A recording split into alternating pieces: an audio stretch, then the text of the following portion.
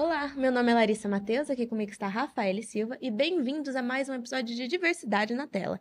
Hoje nós vamos falar sobre miscigenação, nos baseando no documentário No Baque do Maracatu, dirigido por Amanda Lima e Felipe Weitzman. Não se preocupem que se vocês quiserem assistir ele e entender mais um pouco sobre, ele está disponível na Cinemateca Digital Bauruense. Antes de iniciarmos a nossa conversa, temos dois vídeos especiais para a gente entender e engatar no assunto. O primeiro é do professor aqui da FAAC e ativista antirracista, Juarez Xavier, e depois do próprio diretor do documentário, Felipe Weitzman. Vamos ver? A música é a língua materna de Deus. Aliás, foi isso que nem católicos nem protestantes entenderam, que em África os deuses dançam. E todos cometeram o mesmo erro, proibir os tambores. Na verdade, se não nos deixassem tocar os batuques, nós, os pretos, faríamos do corpo um tambor, ou mais grave ainda, percutiríamos com os pés sobre a superfície da terra e assim abrir-se-iriam brechas no mundo inteiro. Mia Couto. É esse universo que está presente no maracatu e em outras manifestações culturais negras de matriz africana. Há ali 4 elementos importantes que nos permitem compreender um grande universo de conexões das manifestações culturais com as digitais africanas. A primeira é a cosmologia, que foge muito do padrão cosmológico que se apresenta no Ocidente, de alguma coisa toda organizada, estruturada. Essa cosmologia africana em movimento, em transformação, em provocação, que tem contradições, que tem enfrentamentos, que tem síntese, está presente em todas essas manifestações culturais. Uma segunda questão importante é que ali você consegue perceber uma estrutura sociológica, não propriamente uma hierarquia social, mas uma estrutura sociológica que se organiza a partir dos processos de saberes instituídos por grupos sociais. Saberes dos velhos, das mulheres, das crianças, saberes sagrados, saberes profanos, saberes ancestrais, saberes modernos, saberes em transformações. É possível observar tais mecanismos de estrutura de saberes que permite às pessoas compreender a complexidade daquela organização. Uma segunda questão importante, que também no batuque do maracatu está presente, como na escola de samba e no candomblé, uma ideia fundamental de uma forma pedagógica de compartilhamento de conhecimentos intergeracional. Isso é extraordinário. Na capoeira, no samba, no maracatu, no candomblé, nas manifestações de raízes africanas, essa ideia do compartilhamento de saberes e conhecimentos intergeracional tem sido um dos elementos mais importantes da continuidade da ação política da população negra fora de África e dentro de África. E um último aspecto importante presente em todos esses universos é o que eu chamo de uma ética deontológica que impõe essas manifestações de enfrentamento à lógica segregacionista, do aniquilamento, do apartheid, da violência contra a população negra. Mesmo quando não estão explícitos esses elementos, estão ali consagrados aspectos fundamentais de uma luta política contra o racismo.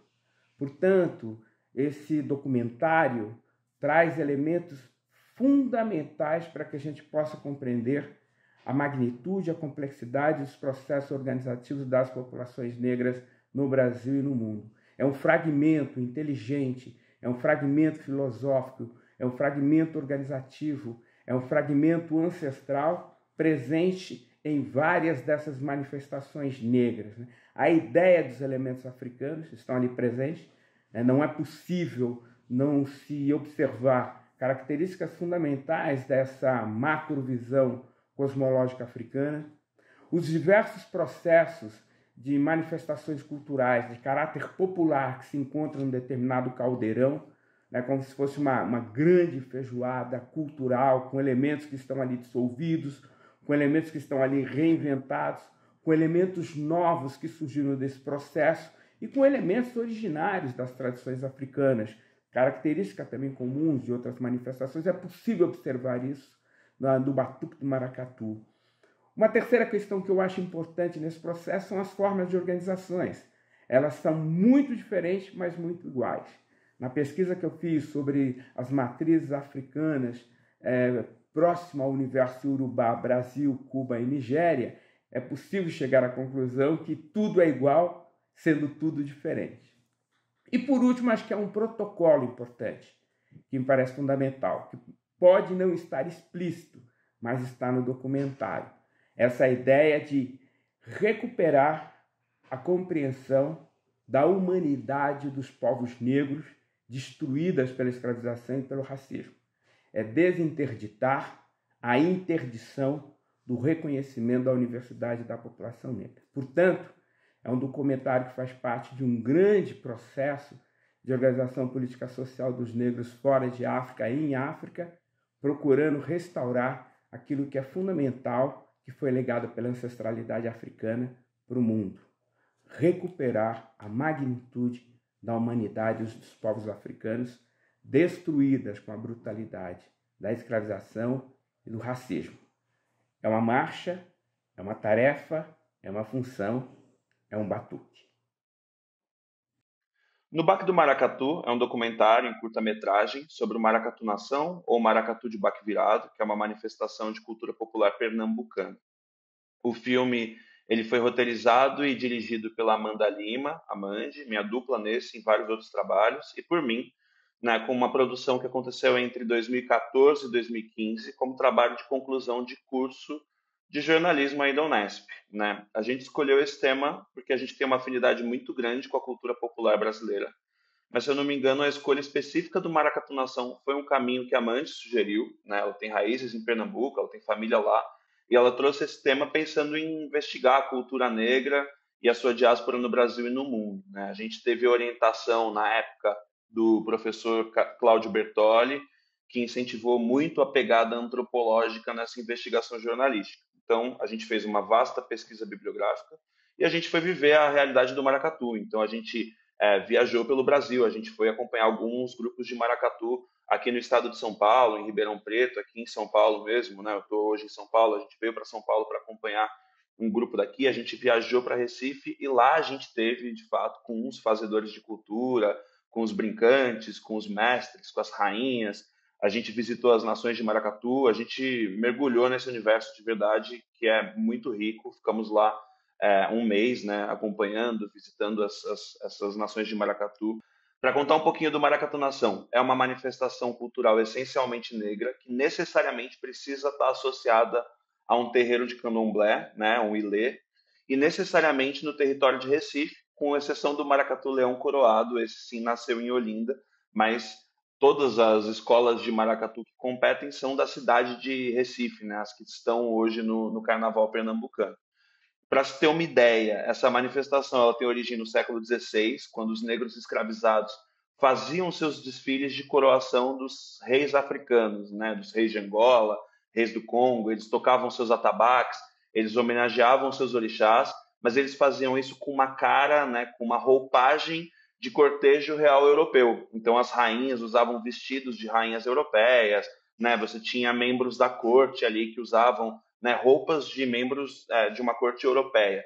Né? Então, a gente tem ali essa miscigenação, né, essa loucura que é a miscigenação do maracatu, e apesar de ter uma origem claríssima nas religiões de matriz africana, né, basicamente no candomblé, o maracatu nação ele traz um sincretismo gigantesco, porque com o tempo, esses cortejos passam a acontecer na igreja de Nossa Senhora do Rosário dos Homens Pretos, que traz uma riqueza e uma brasilidade muito única, né, para essa manifestação. Então, o cortejo de matriz africana, de coroação de reis de Angola, de reis do Congo, né, que traz o culto aos orixás, o culto ao candomblé, mas que tem as vestes de uma corte real europeia, que acontece na igreja do Rosário dos Homens Pretos. Então, tudo isso traz um aspecto muito único para o maracatu. Né? No final do século XIX, no início do século XX, já com a abolição da escravidão e com a marginalização da população negra, né? Não só da população negra, mas de tudo que vinha junto com a população negra, ou seja, os ritos afro-religiosos, dos terreiros de candomblé, eles encontram no carnaval uma forma de acomodar esses cortejos, né? Então, os ensaios de maracatu, eles passam a ser ali formas de maquiar e de proteger os cultos do candomblé, por exemplo, né? Então, isso acontece muito fortemente ali no final do século XIX e principalmente no início do século XX. No século XX, o maracatu foi muito perseguido, no início do século XX, pela polícia, pelas aristocracias locais e tudo mais. Bom, e da mesma forma que acontece no Rio de Janeiro, né, em que as escolas de samba elas estão situadas nas favelas, em Recife os maracatus também estão situados, né, em comunidades. Ali é o que a gente chama de nação de maracatu ou de maracatu-nação. Né? Uma nação de maracatu ela tem que estar né, numa favela, ela tem que ser associada a um ilê, né, um terreiro de candomblé, para ser tratado como maracatu-nação. Ah, mas eu conheço um grupo de maracatu de São Paulo, não sei o quê. Tudo bem, eles reproduzem a linguagem do maracatu-nação, mas eles não têm a forma de organização, né, os aspectos civilizatórios que o maracatu-nação traz. Né? Eles são grupos que reproduzem, são grupos que trazem a estética do maracatu, mas maracatu-nação mesmo é só em Recife.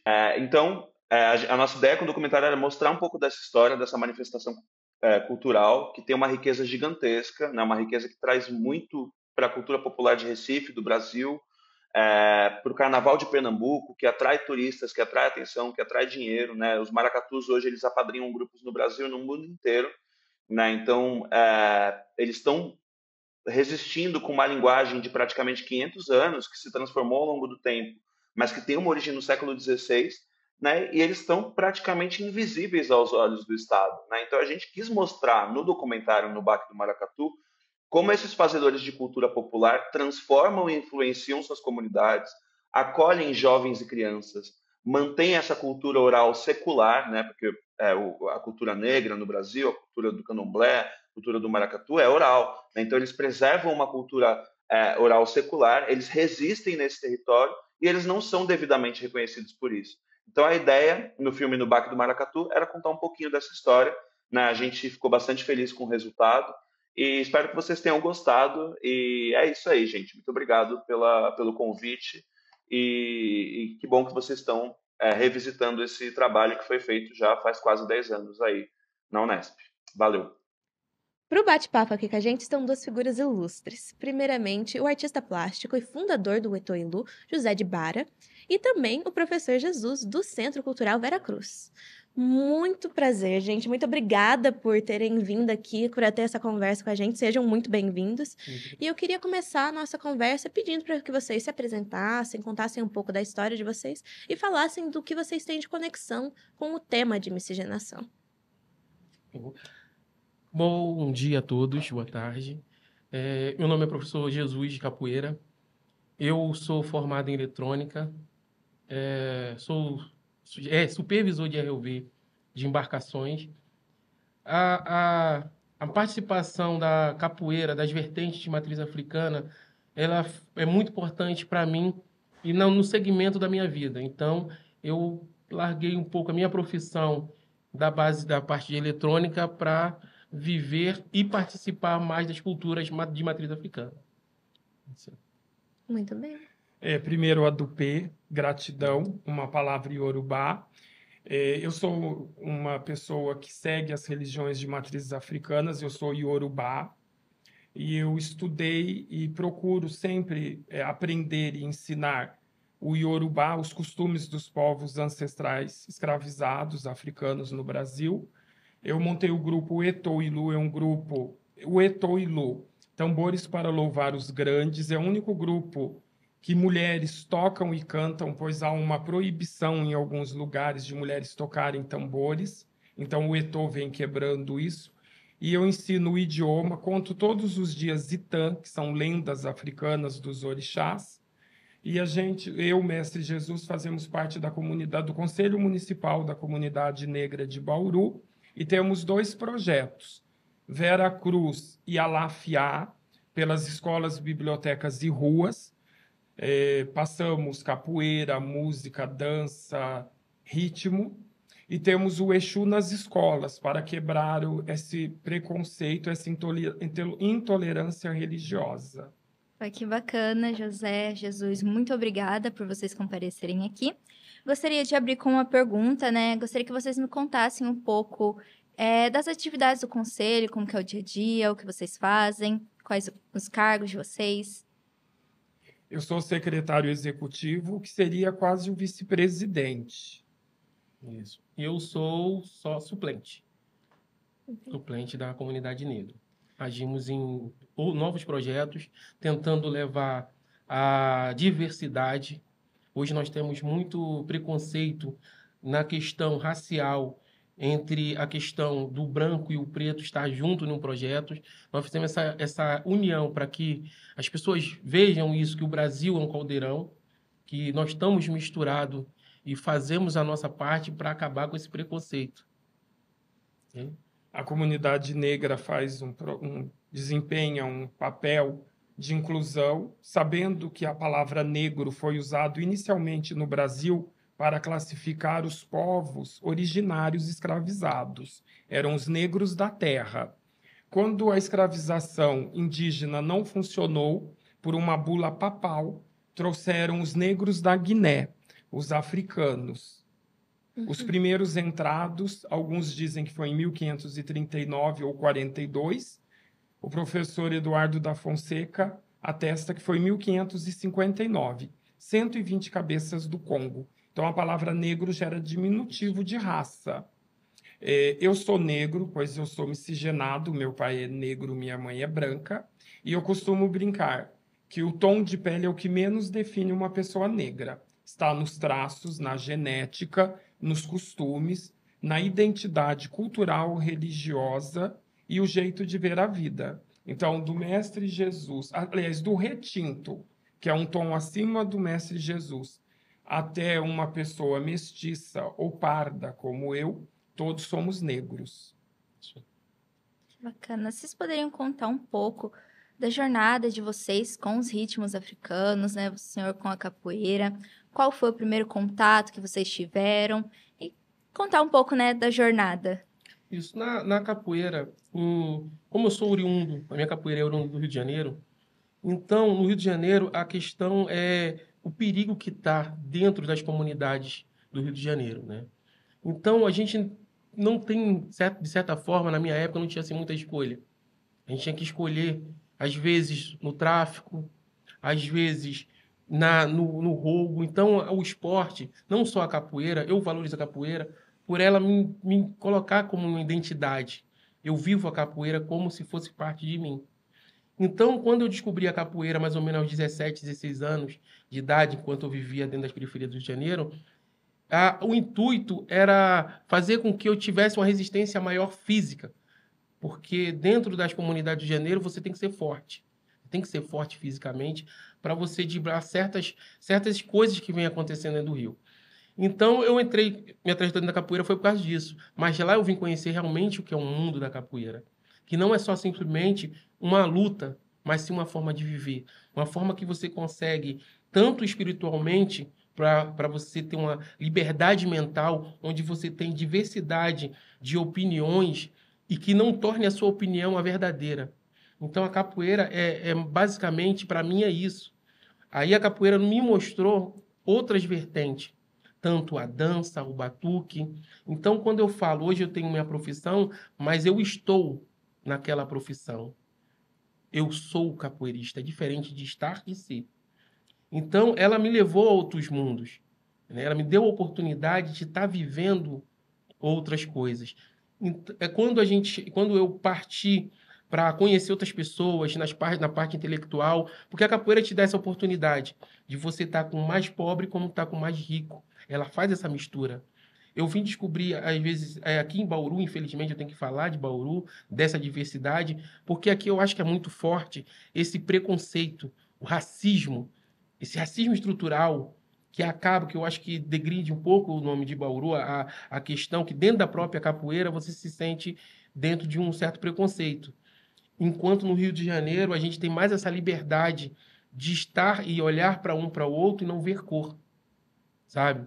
Então, ali misturado, aquele caldeirão misturado da capoeira, a gente começa a conversar e pegar outras vertentes. Eu uso a capoeira você tem a definição. Você quer ser um capoeirista, você quer ser um cantor, você quer ser um instrumentista. Então, você tem essa vertente. Então, também você tem a parte intelectual da capoeira, certo? Após começar a iniciar e conhecer essas pessoas, eu me formei em eletrônica, depois fui trabalhar embarcado na Petrobras, trabalhando, mas também senti a necessidade de mostrar para os capoeiristas que a capoeira podia ser autossuficiente, que eu acho que é o mais importante. Que eu via na cabeça de um capoeirista, muitos podem me criticar, mas a capoeira é uma capoeira que muito pedinte, sabe? Uma capoeira, o pessoal pede muito, em vez de guerrear para torná-la autossuficiente, certo? Então, para mim, isso é o passo importante, de mostrar para a pessoa, usar a capoeira, as matrizes, os tambores, né? O caminho, a ferramenta para outro caminho melhor. Isso que é a capoeira para mim e os batuques para mim. Hoje a gente utiliza essa ferramenta, tanto nas escolas, palestrando. Mas aqui em Bauru eu acho que a gente pega mais forte naquela questão de todos somos iguais.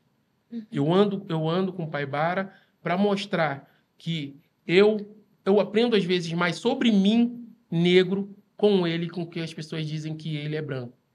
Mas talvez muitos negros só são negros na pele. Não tem aquele conhecimento de realmente o que é ser negro, né? Eu falo muito, mas... Não, que é isso, é Fica tranquilo, iluminador. a gente está aqui para ouvir vocês. E eu comecei pelas próprias religiões de matrizes africanas. Eu venho de uma família muito colorida, como eu brinco. Eu sou o mais claro, é absurdo isso, né? Parece Faber-Castell definindo tons de lápis de cor. Eu sou com menos traços negroides da minha família, mas eu tenho irmão retinto. E existe um samba da Peruche que diz: não tem mais, não tem saída. Meu canto é vida, silêncio é a morte. O candomblé e as religiões e as danças, as resistências negras no Brasil, elas são feitas pelo som. Tanto é que os negros não puderam entrar com seus tambores. Nos Estados Unidos, no Brasil e em Cuba, os tambores africanos não entraram no início. Cuba e o Brasil usaram tambores indígenas, tanto é que os tambores são bem diferentes, os tambores brasileiros dos tambores cubanos. A religião africana em Cuba é santeria, no Brasil é mais o candomblé e as que vieram também. Então é o som. O professor Juarez diz divinamente no documentário que se arrancassem os tambores, os negros usariam o próprio corpo como som. Então o ori, cabeça, chá, guardião, o orixá, ele dança. Ele é a natureza dançando. O orixá fala em dança. Os negros tocavam tambores para contar as fugas, para dizer os caminhos para os quilombos. Também trançavam o cabelo com mapas. Então era o corpo do negro, o canto do negro, pois não podia ler e escrever. Rosa Maria Egipciana foi condenada à Santa Inquisição, porque era uma negra que, além de cultos e receber o Espírito Santo, ela escreveu um livro, uma escravizada que escreveu um livro. Então, o negro resiste com o seu corpo e seu som. Mas os tambores usados no Brasil, nós devemos aos povos originários. Por isso que tudo é muito miscigenado. A miscigenação começa no estupro, no tumbeiro. Aí o resto vem para cá. Pois é. Infelizmente, a gente fica, às vezes, muito contemplado com a diversidade no Brasil, né? De ser esse caldeirão de cores e culturas diferentes, mas aí quando a gente olha para a origem, a gente vê que é uma origem de violência, né? E assim, você mencionou essa ideia da importância da música e da dança para preservar a cultura. Qual é a visão de vocês para, assim, de novo, com a miscigenação, várias coisas na dança, na música, foram mudando e incorporando elementos de outras culturas, né? Sim. A gente viu isso com o próprio maracatu, que incorpora essa ideia das roupas, dos trajes da corte europeia. Como que vocês veem isso refletidos no projeto de vocês, na arte que vocês fazem atualmente? Olha, isso para mim é maravilhoso, porque tudo tende à evolução. Tudo tende à evolução, a sinfonia, a musicalidade. O que as pessoas têm que entender é que o fundamento, a base estrutural que fortalece toda a cultura tem que ser mantida, mas a evolução tem que haver. Posso falar mais forte com relação à capoeira, porque o que acontece? A capoeira era de uma forma e sofreu-se evolução. Houve a necessidade, os corpos mudam, o pensamento muda, a diversidade muda. Isso é importante. Não podemos deixar de preservar a nossa matriz, o nosso fundamento. Então, a colocação de nova percussão, de nova musicalidade, ela só mostra o que sentimos no momento, o que passamos ou o que queremos mostrar. O mais importante dentro da musicalidade que nós tocamos é a mensagem passada, né? O que queremos passar. Buscando, porque é sempre assim, é necessário saber o que vivemos no passado para se construir um futuro. Isso não é clichê. As pessoas sempre falaram isso para mim quando era criança. A gente fica na cabeça pensando, será que é verdade? É necessário saber? Imagina como nós fomos massacrados, o povo negro foi massacrado, no esquecimento, na tentativa do apagamento da nossa história. Na minha concepção, dentro da minha história, eu me sentia perdido. Se sente perdido quando você não sabe de onde veio. Fica faltando para onde você vai. Então, a necessidade de você manter o fundamento. Mas é necessário a colocação de novas partituras, de novos arranjos, de novos instrumentos. Quem não segue esse ritmo dentro da musicalidade, dentro da parte de instrumentação, acaba ficando para trás. Aí depois fica falando assim, não, porque eu fui para trás? Porque não soube evoluir de acordo com a questão tanto da percussão quanto da musicalidade. Bom, é o que eu acho e é o que eu vivo, né? A mistura, tem que haver a mistura para ter uma sinfonia e ter uma melodia audível, que a mensagem, principalmente negra, que foi apagada, você consiga passar, tá? E quando você para pensar no Brasil, eu viajo o Brasil todo atrás de cultura negra. Voltei de Santa Catarina decepcionado, mas fazia parte, eu estava preparado para isso. Mas o Lambe Sujo no Sergipe, que é a guerra dos povos oriundos, né, do Brasil, os indígenas perseguindo os negros fujões, amando do Senhor de Engenho, os parafusos do Sergipe, o maracatu, que é uma grande ópera na rua, pessoas vestidas como a corte de Luís XV, que é a porta-estandarte, a realeza, o rei e a rainha do Congo sendo coroados, duque, princesa, príncipe. Aí você tem as iabás, as baianas, elas representam os orixás. Aí você tem pedaços do Bumba Meu Boi, a escrava vem do boi bumbá, o escravizado. Então, são grandes óperas. E o ETO e o Centro Cultural Vera Cruz, nós levamos Elza Soares, nós levamos Negrali, nós levamos sambas enredo que falem. Porque se eu cantar só as cantigas, os adurás, os oriquis do candomblé, primeiro eles são em Yorubá. E as pessoas não entenderiam. E também eu não atingiria o público. O som é importante em qualquer manifestação de quem não tinha voz. Quando você percebe as músicas do Lambe Sujo, eu indico que todos acompanhem o Lambe Sujo do Sergipe, é muito interessante. Existe um filme chamado Besouro, um filme brasileiro muito importante, que conta uma história real. Escolas de samba, a grande escola do povo, principalmente do povo periférico, das comunidades que chamamos de favela, é a escola de samba. Você pega um enredo, eu, por exemplo, desenvolvo alguns enredos, então é uma pesquisa árdua. Então, o som do chicote na pele do negro, o som do mar no casco do tumbeiro, o som das noites dos indígenas preparando para contra-atacar o europeu, o som dos negros cortando a cana e cantando, o som depois que veio do atabaque, da macumba, que é um instrumento de bambu, o xequerê, o gã. Então, o som é vida. Com certeza. E a gente comentou um pouco já disso, de novo, a origem da violência e como até hoje aqui em Bauru a gente tem dificuldades o professor Jesus, né, comentou um pouco sobre essa dificuldade de até sofrer preconceito dentro da capoeira, da comunidade vendo isso. Mas eu queria saber onde que vocês encontram esperança e conexão para criar e produzir a arte e ter essa comunidade. Eu queria contar um episódio maravilhoso. Eu estive na Fundação Casa e eu fui conversar com os meninos. E eu venho de uma comunidade muito carente e violenta aqui de Bauru, que é ali perto da Sociedade Hípica. Havia um lugar chamado Colônia do Paiva, e eu morava bem próximo. E era o maior índice de violência.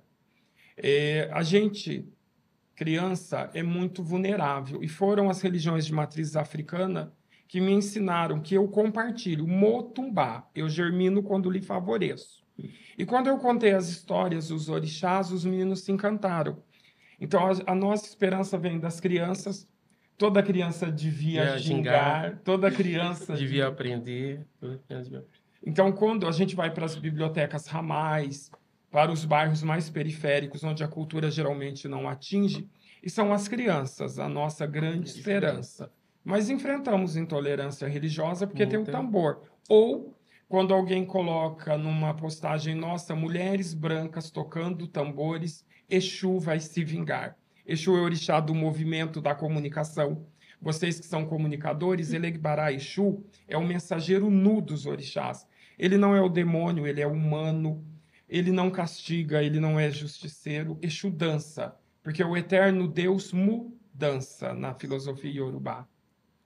Então, eu tenho um grande amigo da minha infância, mais ou menos uns 12 anos, tinha uma 12 anos, uma situação dentro da favela que não me levava a coisas boas, né, dentro das comunidades do Rio de Janeiro. E esse amigo se chama Humberto Vieira do Amaral, ele trabalha na nanotecnologia do Rio de Janeiro. E foi uma das pessoas que mais me ajudou a seguir um caminho. E dentro dessa família, eu aprendi o seguinte, que a gente tem que passar para o próximo. Não tem como a gente viver em um local se a gente não influenciar o meio positivamente. A questão das matrizes africanas me ajudou a isso, a ver que não há melhora, não adianta eu ter o melhor carro, não adianta eu ter a melhor situação financeira se o meio onde eu vivo não for bom para todos.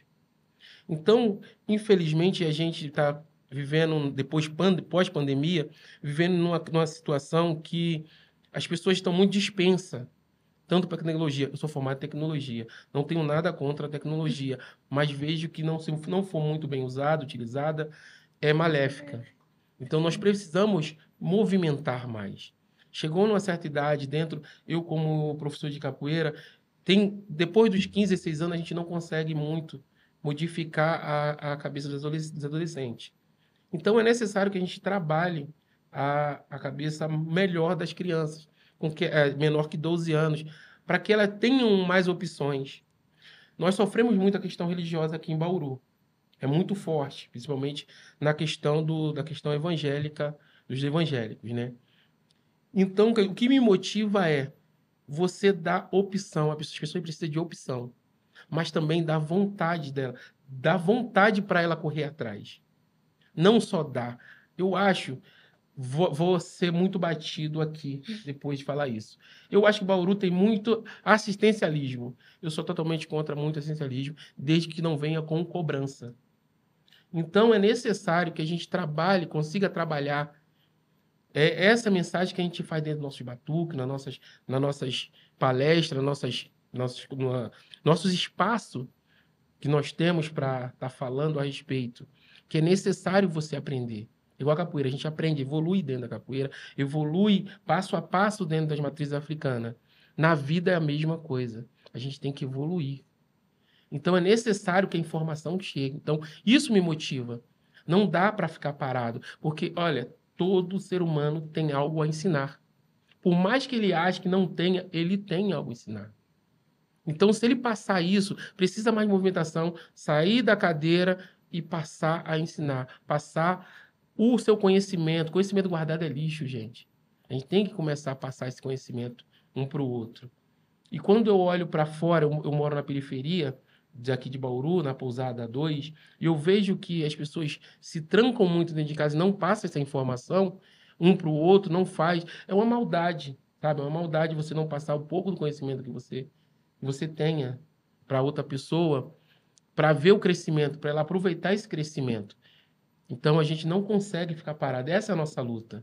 De estar buscando conhecimento, abrir a cabeça das pessoas para estar aberta. Eu não quero convencer a outra pessoa a seguir a minha religião ou a ser capoeirista. Não, mas faça outro esporte. Outro esporte é importante. Você estar em movimentação é importante. Então, dentro da nossa musicalidade, do nosso estoque, a gente quer isso. União e movimentação. Bom, é isso que eu acho. Você comentou um pouco sobre a questão da tecnologia. Como vocês veem o audiovisual? Vocês acham que ele conscientiza, visibiliza a questão de vocês? Eu acredito que muito. E a universidade, o professor Adalberto Reto, aqui da Unesp, a minha mestra, quando eu estudei, que também era daqui, a professora Terezinha de Jesus Boteon, que era aqui do departamento de jornalismo, os dois tinham o mesmo discurso. A universidade é a porta de entrada para o conhecimento, mas não só o acadêmico, mas o conhecimento popular, o conhecimento de agregar, de acolher. Vocês são o futuro. Haviam 5.000 orixás na África, chegou cerca de 400 ao Brasil, hoje são 16. Está morrendo por falta de informação, por essa coisa do sincretismo que é perigosíssimo. Meu pai, São João Batista, não é Xangô. Xangô é um alafim, um rei de Oió de 1450 antes de Cristo. Não tem como ele ser São João Batista. Então, talvez a comunicação, a Tera, a professora Terezinha, que está no Orum, os grandes vão para o Orum, ela dizia assim, Bará, existe um antes do que você está me contando, busque, e precisa de um depois do que você está me contando, leve. Então, a do P, gratidão, Tera. A tecnologia e a informação salvam, educam. Não, concordo com ele. Eu acho que não tem o que colocar mais na parte. Ajuda muito a tecnologia, mas precisa ser bem utilizada. E eu tenho uma outra pergunta. Como foi a ideia, né, do Projeto Veracruz? Quando que surgiu essa O ideia? projeto Veracruz ele já existe há mais de 5 anos, começou no Rio de Janeiro. Então, a gente desenvolve projetos de capoeira e de batucada no Rio de Janeiro. E eu acabei vindo para cá. Foi por acaso que eu vim para Bauru. Eu sou comerciante também, né? Eu sou proprietário de uma pequena padaria na periferia. Então, acabou que ele surgiu lá, primeiro dentro da casa do Jongo. Foi fundado pelo meu mestre Tel, mestre Saci. Dentro das comunidades também. E por acaso eu acabei vindo para cá. Antigamente eu tinha muitos alunos aqui na periferia, só que foram saindo por questões religiosas. Aí eu sentindo a necessidade de buscar outros lugares para continuar disseminando conhecimento, aí foi que eu acabei conhecendo José de Bara. E ele tem me ajudado muito nessa questão da divulgação e disseminação do conhecimento, tanto da capoeira quanto da matriz africana e outras vertentes.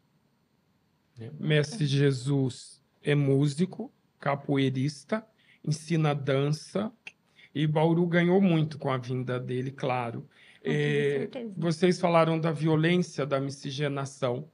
Existe um adurá, uma reza africana que diz que Iemonjá é um favo de mel que mudou para o mundo do mar, no sal, para manter a doçura do povo negro, pois todos nós estamos sempre em movimento. O povo negro veio não por vontade, mas aqui estabeleceu sua resistência, marcou. Pergunte ao Criador quem pintou essa aquarela, livre do açoite das senzalas, preso nas misérias das favelas. Então, os poetas populares nunca erram.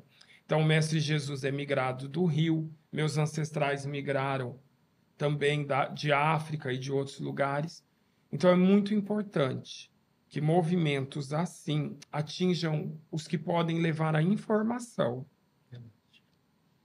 Eu queria fazer uma última pergunta, infelizmente o nosso tempo está acabando, mas eu queria muito saber de vocês, voltando a essa ideia de que, de novo, uma parte do que vocês fazem é construir espaços de respeito, conhecimento, conexão, e eu enxergo que muitas pessoas, às vezes, se incomodam, têm esse medo, esse preconceito por ignorância. Isso. Onde que essas pessoas podem aprender e se encontrar e entender que não é o outro e que, na verdade, nós somos uma cultura que é miscigenada, em que tudo se mistura? Olha, hoje graças a Deus, tem internet, mas eu tenho um espaço na Pousada 2, na Rua Ramiro Vieira, ao lado da padaria Ponto de Encontro. Lá é um espaço aberto, tá? Eu gosto que ele fique bem aberto, um espaço bem confortável. E lá a gente tem que estar aberta. Para me chamar lá, chegando lá, é só você tocar um berimbau ou um atabaque. Sempre vai ter um do lado de fora. Abrir o portão, chego lá, tocou algum instrumento, eu apareço, do nada.